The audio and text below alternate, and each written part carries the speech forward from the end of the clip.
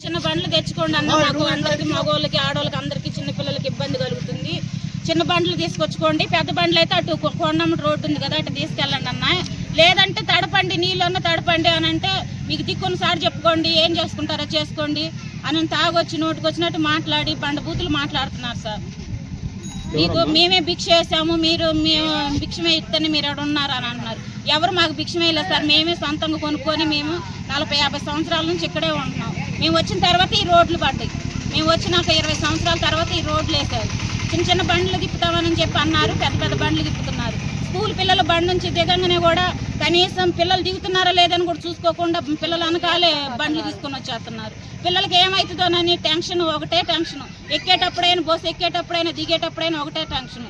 మేము చేసిన కష్టం మొత్తం హాస్పిటల్ పాలైపోతుంది, మేము తినడానికి కూడా లేదు. ఒక్కళ్ళని చేయాలి, 4-5 హాస్పిటల్ పాలైపోతున్నాం. మిమ్మల్ని బెదిరించిన వాళ్ళు ఎవరమ్మా? PS Subbarao sir. ఇంకెవరెవరు ఉన్నారు? ఆయన ఒక్కడి పేరే తెలుసు నాకు, మిగతా వాళ్ళ పేర్లు తెలుసు సార్ నాకు. ఆయనే నైట్ వచ్చారు, ఆయన నైట్ ఇప్పుడు కూడా వచ్చారు కదా. అంటే సుబ్బారావు గారితో పాటు ఇంకా ఎవరు ఉన్నారా? ఇంకెవరు లేరు సార్, ఆయన ఒక్కలే ఉన్నారు. ఓన్లీ ఆయన తెలీదు, ఆయన కాళ్ళ నుంచి దిగి ఇట్లాగా ఇప్పుడు వచ్చారు కదా, మీ ముందే కదా ఎలా బెదిరిస్తున్నారు. ఎవరికి చెప్పుకుంటారు చెప్పుకోండి అని కూడా ఇప్పుడు కూడా అంటున్నాడు.